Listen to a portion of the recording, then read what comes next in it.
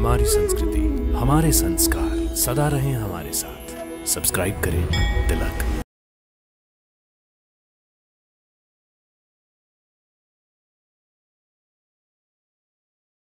यया प्रयुक्त्या चेष्टा राजयक्ष्मा पुराजिता ताम वेदवीताम आरोग्यार्थी प्रयोजये। यज्ञ को संस्कृति से हम अलग कर ही नहीं सकते। यज्ञ चिकित्सा काम कैसे करती है? 3 ऐसे मुख्य मॉलिक्यूल्स है, वो एक साथ आपको एक हवन करने पर आपको प्राप्त हो जाते हैं। अपनी समस्त देवताओं का मुख और उसके अंदर आहुति दे करके हम वास्तविक तात्विक पूजा करते हैं। यज्ञ में लकड़ी का उपयोग किया जाता है। पेशेंट है, अब एक कमरे में रहते हैं, ज्यादातर अननोन डिजीज कह करके छोड़ दिया जाता है। उस हवन को करने पर 7 दिन के अंदर वो बहन बेड से खड़ी हो गई। तो सिगरेट का, शराब का था और मृत्यु और अंतिम, मृत्यु की अंतिम स्थिति में है। कैंसर अब पूरे शरीर में फैल चुका है। हम लोग ये सुनते आ रहे हैं कि यज्ञ सिर्फ पंडित करते हैं। देव यज्ञ है, दैनिक अग्निहोत्र, वो हम सब कर सकते हैं और नहीं करने पर पाप लगता है। स्ट्रेस, तनाव, डिप्रेशन से बहुत ज्यादा प्रभावित हो रहे हैं। क्या यज्ञ उनका भी काम आ सकता है? अमृता पिधानमसि स्वाहा।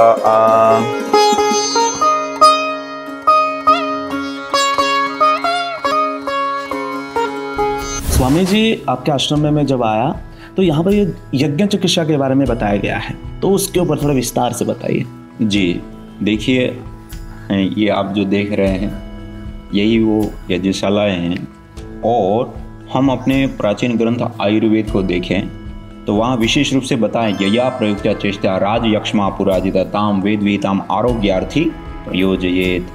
माने जब बीमारी की अवस्था बढ़ चुकी है, बिगड़ चुकी है, अलग अलग प्रकार के उपचार लेने कर भी अब कंट्रोल में नहीं आ रही है, तो तब आरोग्यार्थी इष्टिम प्रयोजयेत। आरोग्य चाहने वाला व्यक्ति वेद विहित यज्ञ का अनुष्ठान करके उस बीमारी को जीते हैं। अथर्ववेद का एक मंत्र है, यदि क्षितायुर यदि वापरे तो यदि मृत्योरंतिकम नित एव तमा हरामी निरते रूप स्थानन अस्पार्शमेनम सतसारदाय। व्यक्ति की आयु क्षीण हो गई, उनकी धातु क्षीण हो गई है, उनके प्राण क्षीण हो गए हैं, मृत्योरंतिकम, मृत्यु की अंतिम स्थिति में है, अब जीवन संभव नहीं है। तमा हरामी निरते रसपार्शमेनम उपसान, उस वहां से भी मैं यज्ञ उसको बाहर लाता और सतसारदाय 100 साल की निरोग आयु प्रदान करता है। आयुर्वेदेषु यत् प्रोक्तम यस्य रोगस्य भेषजम तस्य रोगस्य शांत्यर्थम तेन तेनेव होमयेत्। आयुर्वेद में जिन रोगों के शमनार्थ जिन जड़ी बूटियों का, औषधियों का प्रयोग किया जाता है, उन्हीं औषधियों से उन रोगों के उपचार के लिए आहुति दे करके हम उन रोगों को शांत करें। ये हमने एक यज्ञ योग आयुर्वेद चिकित्सा बुक लिखे हैं। इस बुक के अंदर कई सारे आयुर्वेद ग्रंथों से लेकर के, वेदों से लेकर के, उपनिषदों से लेकर के, ब्राह्मण ग्रंथ, स्मृति शास्त्र आदि सब को लेकर के हमने यहाँ पर विस्तार पूर्वक जहाँ जहाँ पर भी यज्ञ चिकित्सा के विषय में बताएं, वो सारे मंत्र, श्लोक, सूत्र आदि सब का विस्तार पूर्वक हमने वर्णन किया। यज्ञ चिकित्सा के ऊपर पहली वो बुक है जिसमें प्राचीन ग्रंथों का पूरा संकलन है। और देखिए, यज्ञ चिकित्सा का अभिप्राय आयुर्वेद के अंतर्गत स्वस्थ स्वास्थ्य रक्षणम आतुरस्य विकार प्रशमन। स्वस्थ व्यक्ति को हमेशा पहले स्वस्थ रखना। दूसरा है आतुरस्य विकार, अब बीमार हो गया तो उसको ठीक करना। तो पहले तो आप यज्ञ करते हैं तो उससे स्वस्थ रहते हैं, उसके बहुत सारे कारण हैं और बहुत सारी चीजें हैं। दूसरा, अब व्यक्ति बीमार हो गया तो उसको कैसे हम ठीक करें, तो उसके लिए जो आयुर्वेद में जो बातें बताई हैं उसी के आधार पे परम श्रद्धेय गुरुदेव स्वामी रामदेव जी महाराज, परम श्रद्धेय आचार्य बालकृष्ण जी महाराज के मार्गदर्शन निर्देश में हमारे पास यहाँ बहुत बड़ा संस्थान है, पतंजलि रिसर्च फाउंडेशन, जो हमारे पास 500 से ज़्यादा साइंटिस्ट काम करते हैं और 600-700 करोड़ रुपए के खर्च से वो पूरा इंस्टीट्यूट बना है। और वहाँ पर हमारे पास सब प्रकार की मशीनें और सारी सुविधाएँ हैं। तो वहाँ पर फिर हमने यज्ञ करके और उसके धूम्र को कलेक्शन करके और अलग अलग प्रकार के शोध अनुसंधान करना हमने प्रारंभ किया। देखिए, ये आपके सामने जो अलग अलग सामग्रियाँ रखी हुई है, ये सामग्री कोई सामान्य सामग्री नहीं है। एक होती है कि कोई भी जड़ी बूटी या कुछ लिया और उससे हमने आहुति कर दिया, लेकिन आज जो हम ये सामग्री, आप जो अलग अलग यज्ञशाला देख रहे हैं और वहां पर भी जो हमने बैनर लगाए हैं वहां पर भी उसकी पूरी डिटेल दी है। इसको कहते हैं gas chromatography mass spectroscopy. Chemistry lab की एक एडवांस टेक्नोलॉजी, माइक्रो लेवल पर गैसेस को एनालाइज करके हम पता करते हैं कि क्या क्या तत्व है। और ये जो हम हवन करते हैं, यज्ञ करते हैं, उसके अंदर ग्वाइकोल, मेथोनोमाइल, थोजोन, बोर्नियोल से लेकर के प्रोलिन से लेकर के अनेक प्रकार के ऐसे मॉलिक्यूल्स, कंपोनेंट्स, मेडिसिनल कंपोनेंट्स भारी मात्रा में इस यज्ञ के धूम्र के अंदर हमें प्राप्त हुए। और उसके बाद उसको डीप लेवल पर हम एनालाइज करते गए, अलग अलग रिसर्च करते गए। और आपको जान करके हर्ष होगा, आयुर्वेद की देव व्यापार से चिकित्सा, यज्ञ चिकित्सा को देव व्यापार से चिकित्सा कही जाती है। और उसके अंतर्गत ये एविडेंस बेस्ड मेडिसिन जैसे खाने के रूप में हम तैयार करते हैं, और उसके लिए जो शोध अनुसंधान की पूरी एक श्रृंखला होती है, वो पूरे शोध अनुसंधान करके एविडेंस बेस्ड मेडिसिन के तौर पे ये 11 प्रकार की अलग अलग रोगानुसार हवन सामग्रियां हैं। और इन सामग्रियों का हम जब प्रयोग करते हैं, जैसे कर्कटेष्टि हवन सामग्री, तो कर्कटेष्टि हवन सामग्री से जब हम हवन करेंगे, अग्नि के अंदर आहूत करेंगे, तो उससे अंदर उत्पन्न जो धूम्र है उसके अंदर क्या क्या तत्व और कितनी कितनी मात्रा में पैदा होंगे, वो सारा का सारा डिटेल एनालिसिस हमने दिया है। उसके बाद उसके अंदर भी और कौन सा स्पेशल विशेष मॉलिक्यूल्स कंपोनेंट है जो विशेष रूप से इस बीमारी को ट्रीट करने वाला कंपोनेंट है, क्लोरोजोटोसिन से लेकर के ओलिक एसिड से लेकर के फोलिक एसिड, उसको और हम स्पेशलाइज किया है। और ये एक रिसर्च पेपर प्रकाशित पूरी स्टडी करके एक मॉलिक्यूल्स को आइडेंटिफाई किया जाता है। और उसके बाद ये जो कंपोनेंट इसके अंदर हमने 3 आपके सामने रखे, ये एक एक कंपोनेंट्स के ऊपर सैकड़ों दवाइयां आज मॉडर्न मेडिकल साइंस में बनती हैं। 3 ऐसे मुख्य मॉलिक्यूल्स है, वो एक साथ आपको एक हवन करने पर आपको प्राप्त हो जाते हैं। और ये जो धुआं है उसको, उस धूम्र के अंदर जब हम रहते हैं और इसको अंगारों के ऊपर रखते हैं और इसका जो धुआं उठता है उसको जब हम इनहेल करते हैं तो श्वसन के माध्यम से लंग्स तक, लंग्स के माध्यम से ब्लड तक, और ब्लड के माध्यम से शरीर की एक एक कोशिका तक पहुंचता है, और हमें हमारे शरीर को ट्रीट करने का विशेष रूप से ये औषधीय वायु काम करती है। मतलब इससे बड़े बड़े बीमारी भी ठीक हो सकता है। निश्चित रूप से कर्कटेष्टि हवन सामग्री है। कर्कटेष्टि हवन सामग्री कैंसर, गांठ, ट्यूमर आदि हो गया है। मैं आपके सामने एक एग्जाम्पल रखता हूँ। देखिए, ये चीजें एक तो होता है अनुसंधानात्मक, तो वो तो मैंने आपके सामने रखा है पूरा डाटा। दूसरा होता है शास्त्र प्रमाण, वो भी आपके सामने रखेगी किस प्रकार की, कि यदि क्षितायु और यदि वापर, तो यदि मृत्यु और मृत्यु की अंतिम स्थिति में उनके प्राण क्षीण हो गए, उसके धातु क्षीण हो गए, तब भी उसको वहां से बाहर लाने का काम भी इस यज्ञ के माध्यम से होता है। हमारी एक आदरणीय बहन प्रणीता जी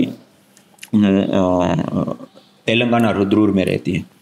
उनको भयंकर रूप से लीवर का कैंसर हुआ। हैदराबाद में वो ट्रीटमेंट लेना शुरू किए। ट्रीटमेंट लेते हुए और 3 जगह पर डिटेक्ट हुआ। उनको डॉक्टर लोगों ने मना किया, अब यहाँ पर उपचार नहीं हो सकता, आप कोई बड़े हॉस्पिटल में देखिए। वहाँ पर उनकी जांच आदि हुई। डॉक्टर लोगों ने कहा कि ये तो बहुत सीरियस अवस्था में है, इसको हम कुछ आश्वासन आपको नहीं दे सकते, लेकिन हाँ एक हम प्रयोग करके देख सकते हैं। इम्यूनोथेरेपी होते हैं और उसको करेंगे तो इसमें लाभ होने की संभावना है या लाभ हो सकता है। और उन्होंने उस इम्यूनोथेरेपी को लेना शुरू किया। एक डोज 3-3.5 लाख रुपए के आसपास का लगता है, फिर कुछ 2-3 लाख रुपए का इंजेक्शन होता है, फिर कुछ दवाइयाँ लगती हैं। और एक बार वो इतना हैवी डोज होता है कि एक बार एक इंजेक्शन लग गया तो 20-25 दिन तक आदमी खड़ा नहीं हो सकता बेड से, इतना हैवी होता है शरीर के ऊपर। और ऐसे ऐसे उन्होंने 5 डोज लिए। 6वें डोज के लिए जब उसको लेकर के गए, जांच किया, वो कैंसर अब पूरे शरीर में फैल चुका है। डॉक्टर ने बिल्कुल मना कर दिया कि अब इसमें हम कुछ नहीं कर सकते, दवाइयाँ ओवरडोज में जा चुकी है, कैंसर पूरे शरीर में फैल चुका है। और वो बहन की भी अवस्था ऐसी है, ना चलना फिरना, बिल्कुल मतलब व्हीलचेयर के ऊपर है और बिल्कुल बहुत गंभीर अवस्था में। तो ऐसी सूचना के साथ 6वां डोज दिया गया, घर पे लेकर के आया। जब ऐसी सूचना मिली तो हम ये यज्ञ चिकित्सा के ऑनलाइन कोर्सेज चलाते, जो मैंने आपको बताया, सर्टिफिकेट कोर्स आदि। तो वो कोर्स को प्राप्त किए हुए तेलंगाना रुद्रुर में हमारे विश्वनाथ महाजन जी एक व्यक्ति थे। उन्होंने, वो उनके मित्र हैं, तो उन्होंने सजेस्ट किया कि आप, हमने ठीक है इतना सारा कुछ किया, यज्ञ भी एक चिकित्सा है और उसके माध्यम से भी हम ट्रीटमेंट कर सकते हैं। और उन्होंने साइंटिफिक पूरा 10 दिन का पूरा प्रशिक्षण शिविर होता है वो प्राप्त किया। तो उन्होंने उनको समझाया, बताया कि हम एक बार प्रयत्न करके देखें। और वो प्रेरित हुए, उन्होंने कहा चलो कुछ हो गया तो हो गया। फिर भी उनको विश्वास नहीं था कि अब हमने इतना सारा कुछ कर लिया है और यज्ञ से ठीक हो जाएगा, ये तो संभव उनको, लेकिन उनके मन में ये जरूर आया कि चलो अंतिम स्थिति है तो यज्ञ जैसा कार्य करेंगे तो कुछ तो उनकी आत्मा के लिए, उनके लिए अच्छा हो, ऐसी भावना से करना शुरू किया। और कर्कटेष्टि से उनके कमरे के अंदर ये छोटी सी किट एक करके करने के हिसाब से यही चीज़ को उन्होंने लेकर के करना शुरू किया। और उस हवन को करने पर मात्र 7 दिन के अंदर वो बहन बेड से खड़ी हो गई। फिर एक परिवार में एक आशा, एक उत्साह और एक अलग उमंग होता है। फिर उन्होंने 1-1 घंटा हवन करना शुरू किया। 15 दिन बीते, उनके अंदर बहुत एनर्जी, शक्ति आने लगी, चलना फिरना, एक्टिविटी करना। फिर उनको कहा तुम उसमें खूब योगाभ्यास करो, प्राणायाम करो, आसन करो आदि सब।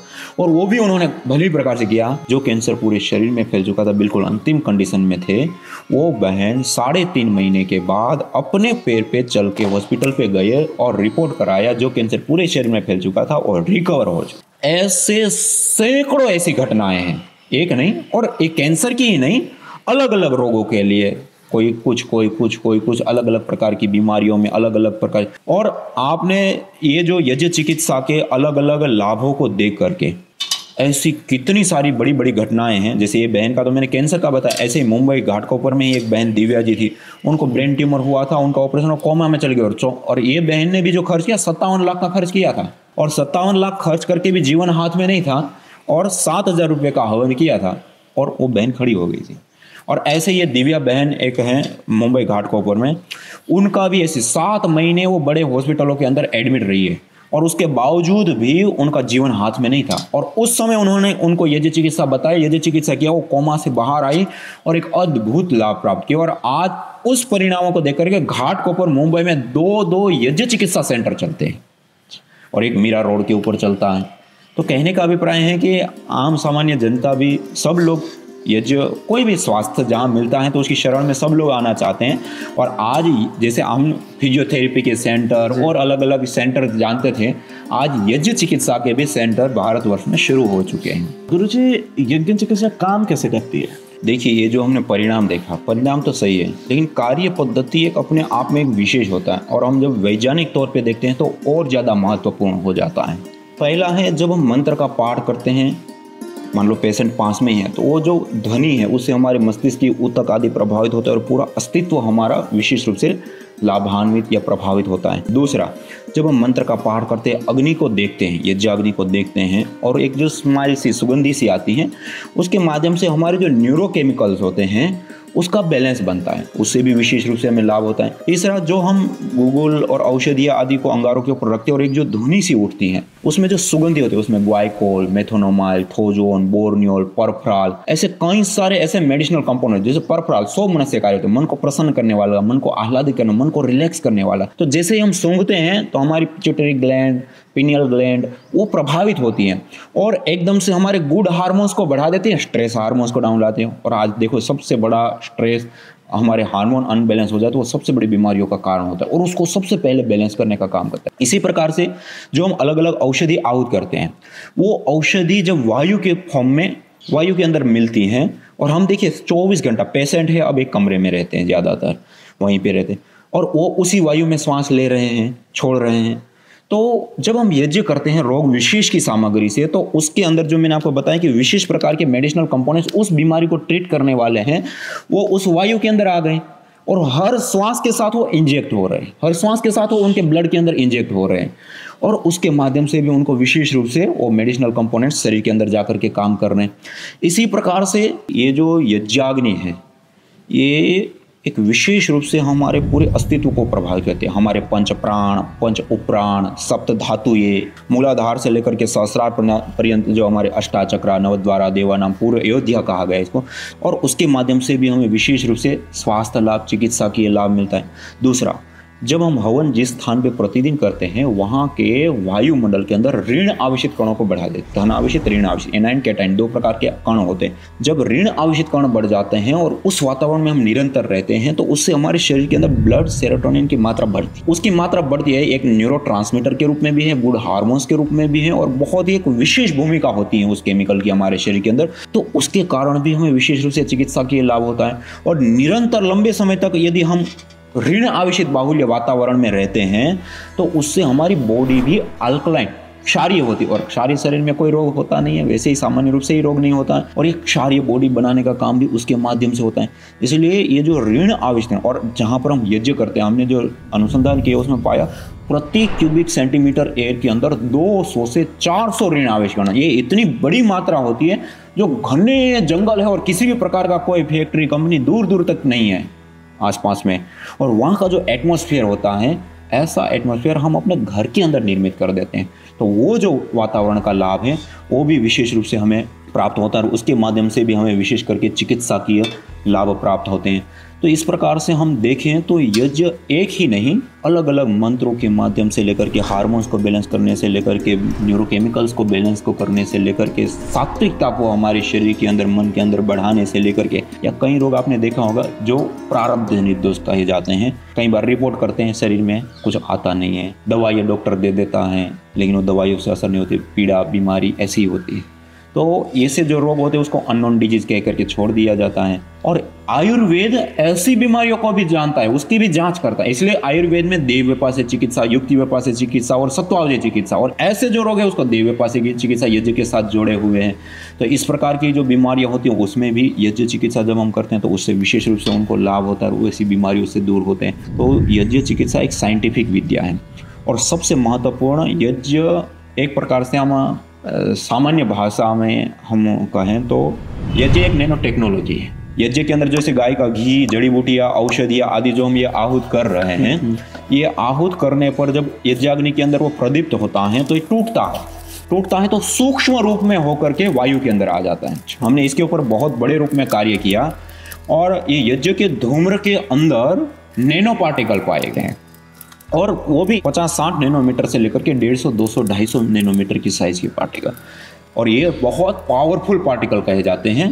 और उसके बाद हमने उसके ऊपर बारीकी से काम किया, बड़े रूप में एनालाइज किया, IIT रुड़की और पतंजलि रिसर्च फाउंडेशन मिल करके। और आपको जानकर के आश्चर्य होगा, आज मॉडर्न मेडिकल साइंस में नैनो मेडिसिन के ऊपर बहुत बड़े रूप में खर्च हो रहा है और अनुसंधान हो रहा है। और वो आज जिस रिजल्ट तक नहीं पहुंचे हैं वो रिजल्ट हमें यज्ञ के माध्यम से, ये जो अलग अलग जड़ी बूटियों को हम आहूत करते हैं गाय के घी के साथ, और जो धूम्र उठता है उसके अंदर नैनो पार्टिकल तो पाए गए, और वो नैनो पार्टिकल उन मेडिसिनल कंपोनेंट्स के साथ बॉन्ड्स के रूप में होता है। सामान्य रोगों से लेकर के कैंसर जैसे रोगों का भी ट्रीटमेंट करने की शक्ति उस नैनो पार्टिकल्स के अंदर होती है।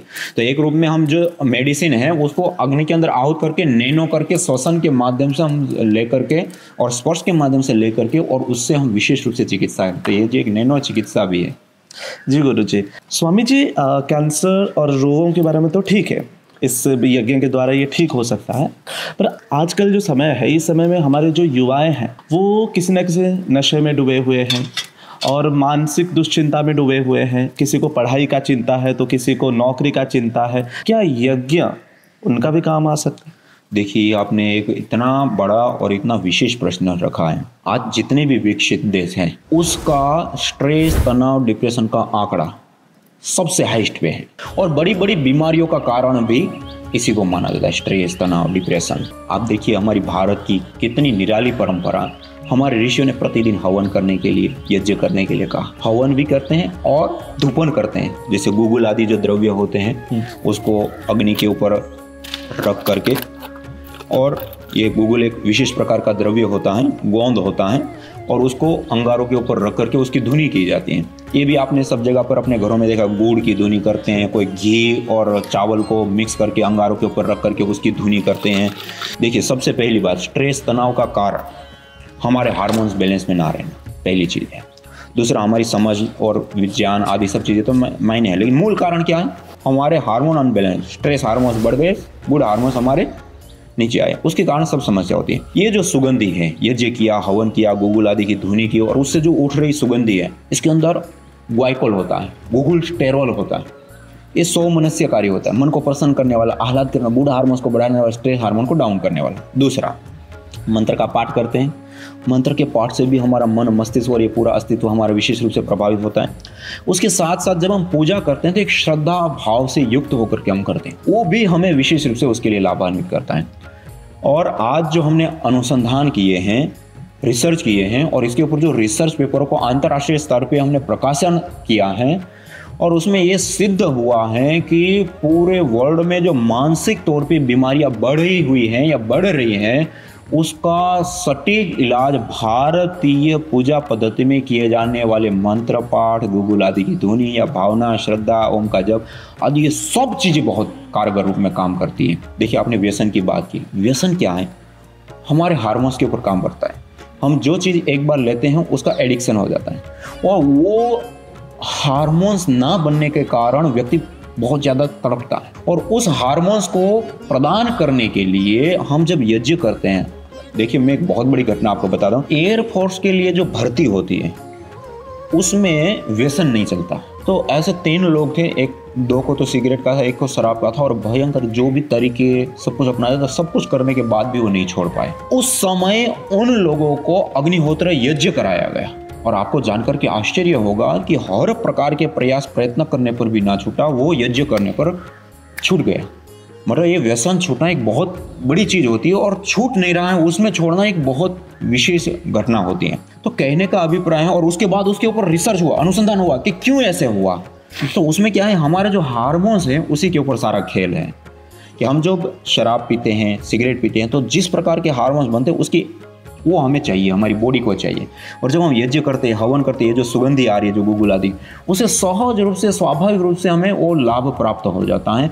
मानसिक शांति से लेकर के सारी चीज़ें सिद्ध होती है। इसलिए एक रूप से देखें तो वर्तमान विकसित हो रहे भारत में जो युवा पीढ़ी है वो व्यसन की ओर, वासनाओं की ओर, और आज जो डिजिटलीकरण हुआ है कि डिजिटल इंडिया की ओर जब हम जा रहे हैं, तो सबसे ज़्यादा मोबाइल, टेलीविज़न और इन चीज़ों का जो प्रयोग है वो भारी मात्रा में हो रहा है, और उसमें भी युवा पीढ़ी पूरा उसके पीछे है, और उसके कारण से स्ट्रेस, तनाव, डिप्रेशन और मानसिक रूप से बहुत ज़्यादा प्रभावित हो रहे हैं। और इस काल में यज्ञ भारत के लिए एक वरदान है, युवा पीढ़ी के लिए। यदि हम अपने घरों के अंदर छोटा सा भी यज्ञ यदि कर दिया, गूगल आदि की कुछ नहीं तो गूगल की धुनी थोड़ा सा अंगारा जला करके, गूगल की शुद्ध प्योर जो गूगल होता है उसकी धुनी ही यदि थोड़ी सी मात्रा में भी यदि कर दी और उसकी सुगंधी यदि प्राप्त होती है, तो छोटे बच्चों से लेकर के बड़े बुजुर्ग सबके लिए शारीरिक स्वास्थ्य से लेकर के मानसिक संतुलन तक सब कुछ सिद्ध होता है और बहुत ही विशेष रूप से लाभान्वित होता है। इसलिए ये जो है विशेष रूप से लाभकारी, हितकारी और उपयोगी होता है। स्वामी जी, आज के यूथ ये प्रश्न करते हैं कि जो यज्ञ होता है, तो यज्ञ में जो लकड़ी का उपयोग किया जाता है वो लकड़ी पेड़ से आता है, और आज हम पर्यावरण की बात करते हैं, तो क्या वो जो लकड़ी पर्यावरण को हानि नहीं पहुंचाती, मतलब लकड़ी को जो निकालते हैं? देखिए, पहली चीज़, हम जो हवन के लिए लकड़ी प्रयोग करते हैं वो हर कोई लकड़ी नहीं प्रयोग, पीपल, बरगद, गुलर, पलाश, समी, मदार, अपामार, ये कुछ विशेष चुनी हुई लकड़ियों का प्रयोग करते हैं। आप इन पेड़ों के नीचे जाएंगे तो सहज स्वाभाविक रूप से हर साल नई टहनियाँ निकलती है, बनती हैं, और कुछ टहनियाँ अपने आप सूखती है और वो गिरती हैं, और उसी से हवन किया जाता है सामान्य रूप से। दूसरा, यदि हवन के लिए जो लकड़ी वो कितने हम यूज करते हैं, बहुत थोड़ी बहुत यूज होती है और थोड़ा बहुत वो होता है। यदि उसी से ही पेड़ कट रहे हैं और पर्यावरण वो हो रहा है, तो आप जो अपने घर के अंदर इतना सारा फर्नीचर, इतने टनों लकड़ी लगा करके बना देते हैं, तो वहाँ पर आपको ध्यान में नहीं आ रहा है। और आप पूरी दुनिया में कहीं पे भी चले जाओ कि एक आराम मशीन लगी हो जो यज्ञ के लिए लकड़ियाँ को काट रही हो, जबकि सारी आराम मशीन किसके लिए? आपके फर्नीचर, आपकी सुविधाओं को बढ़ाने के लिए।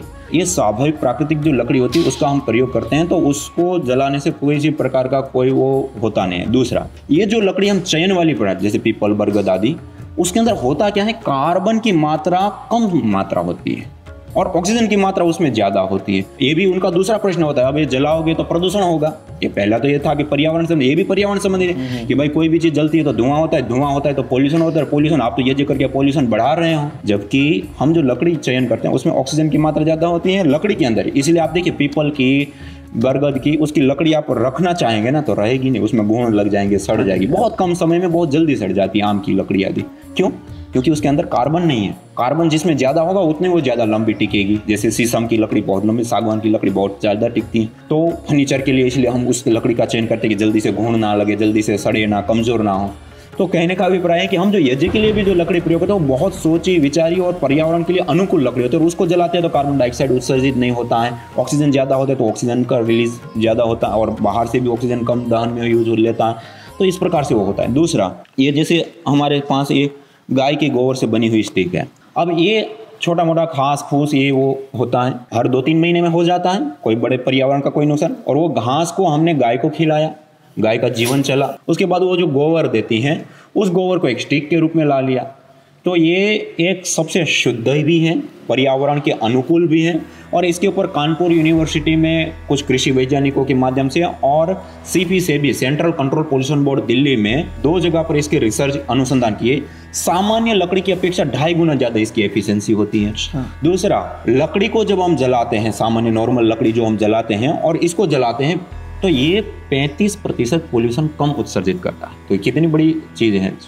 और उसके अलावा गौशाला आत्मनिर्भर होगी। भोपाल गौशाला में विशेष रूप से वहाँ पर एक बहुत बड़ी गौशाला है और वहाँ पर एक प्लांट लगा है और स्मशान घाटों में भी जहाँ लकड़ी प्रयोग होती है उसके स्थान पे ये गाय के गोबर की स्टिक प्रयोग करना, बड़ी थोड़ी बनाते हैं वो, और उसका प्रयोग करना शुरू किया। तो करोड़ों रुपये साल भर में गौशाला को मिलते हैं, और उसके कारण से जो स्मशान घाटों के अंदर लाखों पेड़ जो काटे जाते हैं, मतलब उसके लिए उसका कटने का रुक गया। तो ये भी एक बहुत बड़ा वर्तमान के अनुसार एक ऑप्शन है। तो इसी के लिए परम पूज्य श्रद्धेय स्वामी जी महाराज ने गोमय समिधा करके ये समिधा गाय के गोबर की ये स्टिक को हवन के लिए सब जगह पर उपलब्ध कराया। तो सरल है और आसान है, 50 रुपये की 1 किलो से ज़्यादा लकड़ी मिल जाती है, आप आसानी से, पर्यावरण के भी अनुकूल है, गाय गौशाला को भी आप मदद कर रहे हैं, और भी चीज़ें हैं। और दूसरा, आप हवन जब हारोस करते हैं तो उस समय पीपल बरगद आदि लकड़ी लेते हैं, तो उसमें कोई ऐसा उत्सर्जन या कुछ हम पेड़ थोड़ी काटते हो, तो स्वाभाविक सूखती हैं लकड़ियाँ, उसी का हम प्रयोग करते हैं और उसका प्रयोग। और कहीं थोड़ा बहुत पेड़ काटना भी पड़ गया तो ऐसा नहीं होता कि पूरे कोई एक नहीं कह सकता कि यज्ञ के लिए पेड़ काट दिया, एक उदाहरण नहीं दे सकते कहीं। ये सारी समाज की वो मानसिक वो है, तो यज्ञ करना चाहिए और यज्ञ के लिए वो नुकसानकारक नहीं होता है। और एक चीज़ है, क्योंकि बचपन से ही हम लोग ये सुनते आ रहे हैं कि यज्ञ सिर्फ पंडित करते हैं, जो पंडित है जो वही आके आपके घर में कराएंगे कि विशेष दिन में आके कि यज्ञ करवाएंगे। पर आप अभी जो बताए कि यज्ञ आप हर दिन कर सकते हैं और ये कोई भी कर सकता है, तो ये भ्रांति के बारे में थोड़ा सा विस्तार से बताइए। जी, जैसे मैंने शुरुआत में 3 प्रकार के, नित्य, नैमित्तिक और काम्य। तो जो नित्य यज्ञ होते हैं व्यक्ति को खुद को ही करने होते हैं और खुद कर सकते हैं। जो नैमित्तिक और काम्य यज्ञ हैं तो उसके लिए जो उस यज्ञ की स्किल को जानते हैं, वो स्किल वाला व्यक्ति हमें चाहिए। तो उसके लिए कोई नहीं, जैसे वास्तु हवन करते हैं, कोई दूसरा बड़ा हवन करते हैं, तो उसके लिए।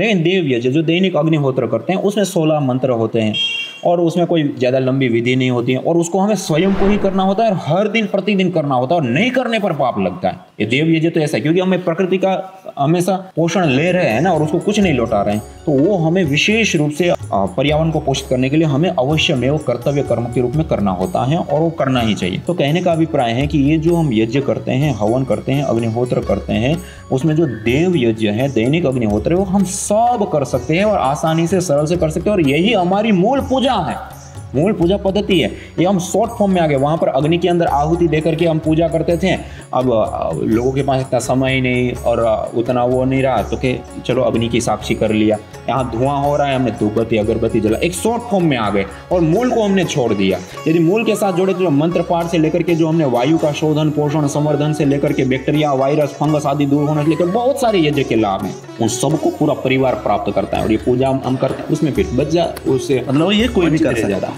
कोई भी कर सकता, आराम से घर पे आराम से कर सकते, और करना चाहिए। नहीं करता है उसको भी करना चाहिए, अवश्य में वो कर्तव्य कर्म के रूप में देव यज्ञ को कहा गया है, क्योंकि इससे घर बैक्टीरिया, वायरस, फंगस आदि से रहित हो जाता है, ऋण आवेशित कण बढ़ जाता है, गुड हार्मोन्स बढ़ते हैं, स्ट्रेस, तनाव, डिप्रेशन आदि दूर होता है, देवी शक्तियों का पूजन होता है, ईश्वर की आराधना होती है, दृष्ट अदृष्ट पुण्यों से लेकर के अलग प्रकार के लाभ प्राप्त होता है। ये हमारी मूल पूजा है, अग्नि में आहुति देना। अग्निर्वै देवानां मुख, अग्नि ही समस्त देवताओं का मुख है, और उसके अंदर आहुति दे करके हम वास्तविक तात्विक पूजा करते हैं, एक एनवायरनमेंट को सही करने के लिए। हाँ। तो और एक ये प्रश्न है कि आज के समय में जो बड़े बड़े शहर है, मुंबई, दिल्ली जैसे शहर, वहाँ पर यज्ञ करना मुश्किल है क्योंकि फ्लैट के अंदर, तो इसके लिए क्या उपाय है?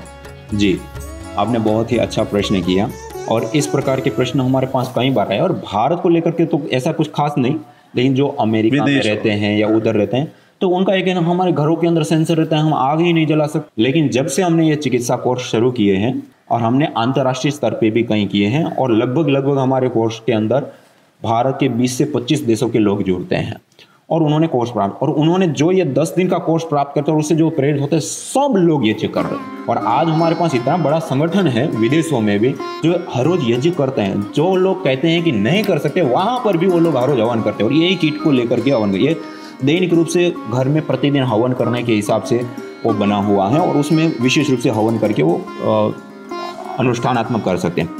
और परम पूज्य श्रद्धेय स्वामी जी महाराज के मार्गदर्शन निर्देशन में महाराज जी ने मतलब ये कि और सरल कैसे हो सकता है, और सदा, क्योंकि सबसे बड़ी समस्या व्यक्ति के मन में इच्छा है कि यज्ञ करूँ, पूजा करूँ, हवन करके करूँ, लेकिन उसको करने के लिए इतनी सारी तैयारियां करना, इतने बर्तनों की साफ सफाई, वो दूसरा तीसरा बहुत सारी, तो 1 आध घंटा टाइम लग जाता है, और हर दिन 1 घंटा देना बहुत मुश्किल होता है। तो और सरल कैसे करें, तो उसके लिए ये हमने बनाया है यज्ञ वेदी और गोमय हवन कुंड। ये गाय के गोबर के अंदर देवस्य दारू, देवताओं के लिए जो प्रयोग किए जाने वाली जो लकड़ी होती है देवदार, उसका चूर्ण मिला करके गाय के गोबर के अंदर और इस प्रकार की कुंड बना देते हैं। और इसमें कुछ नहीं, बिल्कुल सरल आसान, और एक बार का यज्ञ ये 6.5 रुपये में आप कर सकते हैं। इससे सस्ता तो आप धूपबत्ती अगरबत्ती दीपक आदि जलाते हैं उसमें भी खर्च होता है। दूसरा, अब थोड़ा बड़ा यज्ञ करते घर काला होता है। हाँ, ये लोगों के घर में और सबसे बड़ी समस्या होती है। तो इस छोटे से हवन को करने से घर काला भी नहीं होता है। 5, 7, 11 आहुति देनी होती है, वो आहुति भी, तो इसमें कुछ नहीं है। जैसे सामान्य रूप से इसमें गड्ढा सा होता है, उसके अंदर ये रख दिया और एक माचिस की तिल्ली लेकर के उसको प्रदीप्त कर दिया, ओम भूर्भुवः स्वः, इतना सा प्रदीप्त करके, और ये उसका स्टैंड सा है, उसको इसके ऊपर ऐसे रख दिया और उसके ऊपर ये यज्ञ कुंड को एक बार ऐसे गाय के घी के अंदर भिगा लिया, हमने पहले भिगा लिया और इसके ऊपर ऐसे रख दिया। अब थोड़ी ही देर में ये पूरा का पूरा कुंड प्रदीप्त होने लगेगा। जैसे प्रदीप्त होने लगता है उसमें 11, 21, 51 कुछ आहुति कर दिया, और जब अग्नि शांत हो जाती है उसके बाद उसी के अंदर आप गुग्गुल है, कोई औषधियाँ हैं, उसको रख करके आप धूपन, माने हवन भी हो जाता है, धूपन भी होता है। और सबसे बड़ी समस्या घर काला होने की, इससे घर काला नहीं होता है। दूसरी समस्या होती है कि हर दिन जो खर्च आता है, तो वो जो खर्च है वो वहन नहीं कर सकता व्यक्ति। सामान्य जो परिवार होता है 10-15 हज़ार पगार है, तो हर दिन हर महीने 2-3 हज़ार, ये इतना सस्ता है कि 200 रुपये में आप महीने भर हवन कर सकते हैं। 200 रुपये में तो अगरबत्ती आ जाएगी, वही खर्च कर देते हैं। तो ये उस प्रकार से बनाए, और गौशाला को आत्मनिर्भर बनाएंगे हम। गाय, और ये कोई पेड़ नहीं कट रहा है, कुछ ऐसा नहीं हो रहा है, तो गौशाला को भी सहयोग होता है। 6.5-7 रुपये में आप हवन ये कर सकते हैं, घर काला नहीं होता। और मंत्र आदि का भी कुछ नहीं, आपको कुछ नहीं आता, गायत्री मंत्र तो आता ही है, गायत्री मंत्र का पाठ कर सकते हैं, महामृत्युंजय मंत्र का पाठ कर सकते हैं, या कोई भी अभीष्ट वेद मंत्र आप जानते हैं, या अपने जो इष्ट देवता होते हैं उन इष्ट देवता के आगे ओम और अंतिम में स्वाहा लगाते हुए भी हम आहुतियाँ कर सकते हैं। और ये छोटा सा सरल सा आसान सा यज्ञ, और ये कोई ज़्यादा जगह नहीं घेरता। आप घर में कहीं भी, अब ऐसा होता है ना, फ्लैट आदि होता है, छोटा सा घर होता है, उसमें कहाँ रहेंगे, कहाँ कुंड रखेंगे, कहाँ, तो इसमें इतनी बड़ी कोई चीज़ नहीं, कहीं पर भी आप रख दो, कभी भी कर लो, और उठा करके आप एक दूसरे कमरे में ले जाना है, ले आना है, आप आसानी से ला सकते हैं। आप आरती भी करना है तो आरती के रूप में भी इसको वो कर सकते हैं। और हर प्रकार से मल्टी यूज और अनेक प्रकार के विशेष लाभों को देने वाला सस्ता, सरल और सहज ये यज्ञ वेदी और गौमय हवन कुंड परम पूज्य श्रद्धेय स्वामी जी महाराज की ये परिकल्पना कि भाई हम अपनी मूल पूजा के साथ लोगों को जोड़े, और मूल पूजा से जोड़ने के लिए जो भी सरल, आसान और अच्छा सा अच्छा हम कर सकते हैं, तो उसके लिए ये इस प्रकार का एक पूरा ये बनाया। तो आप ये ऑनलाइन ऑर्डर में ऐप के ऊपर मिल जाता है, और सरल है, सस्ता है, कोई भी व्यक्ति कर सकता है। और इसको करते हैं हम वास्तविक तात्विक पूजा, और इतना ही हवन करने पर, और इसमें भी देखिए हमने साइंटिफिक वैलिडेशन किया, ये जो हवन चल रहा है इस हवन से क्या गैसें उत्पन्न होगी, उससे आपको क्या क्या लाभ होगा। जो मानसिक शांति की जो आप बात कर रहे थे, घर में इतना ही 5-7 रुपये का जला दिया और उससे जो कंपोनेंट्स है वो वायु में आएंगे, और वो बच्चे जब लेंगे तो मानसिक स्ट्रेस, तनाव, डिप्रेशन आदि से दूर होने से लेकर के आज देखिए सबसे बड़ा 2.25 करोड़ लोगों की मौत WHO के आंकड़े बताते हैं कि ये कम्युनिकेबल डिजीज के कारण होता है, बैक्टीरिया, वायरस, फंगस के कारण। और ये जो हम हवन करते हैं और इससे जो धुआं उठ रहा है, इससे विशेष रूप से हम उसको दूर कर सकते हैं। तो इसमें इतना, जैसे अग्नि प्रदीप्त हो गए तो उसमें थोड़ा सा मंत्र पाठ करके ओम भूर्भुवः स्वः तत्सवितुर्वरेण्यं भर्गो देवस्य धीमहि धियो यो नः प्रचोदयात् स्वाहा, या फिर महामृत्युंजय मंत्र ओम त्र्यंबकं यजामहे सुगंधिं पुष्टिवर्धनम् उर्वारुकमिव वंदनान् मृत्योर्मोक्षीयमामृतात् स्वाहा। ऐसे एक ही मंत्र का आगे ओम और पीछे में स्वाहा लगा करके आहुति दे सकते हैं। या आपने जो भी इष्ट देवता है, अभिष्ट देवता हैं, उनके आगे भी ओम और अंतिम में स्वाहा लगाते हुए आहुति दे सकते हैं। और सामान्य रूप से जैसे देवयज्ञ का विधान है प्रातःकाल और सायंकाल, ओम सूर्यो ज्योतिर्ज्योति सूर्य स्वाहा, ओम सूर्यो वर्चो ज्योतिर्वर्च स्वाहा, ओम ज्योति सूर्य सूर्यो ज्योति स्वाहा, ओम सजुर्देवेन सवित्रा सजुर्सेन्द्रवत्या दिशाना सूर्यो वेतु स्वाहा। ये देवयज्ञ की आहुतियाँ हो गई। और अंतिम में पूर्ण आहुति में ओम सर्वं वै पूर्णं स्वाहा, ओम सर्वं वै पूर्णं स्वाहा, ओम सर्वं वै पूर्णं स्वाहा। भाई इतना सा है, कितनी सी थोड़ी सी सामग्री, जड़ी बूटियाँ, और वो सामग्री भी घर के अंदर चावल होते हैं, अक्षत होते हैं, उससे आहुति दे सकते हैं। तिल होते हैं, उसकी भी आहुति दे सकते हैं, या चावल तिल थोड़ा सा जौ मिला दिया, उसकी भी आहुति दे सकते हैं।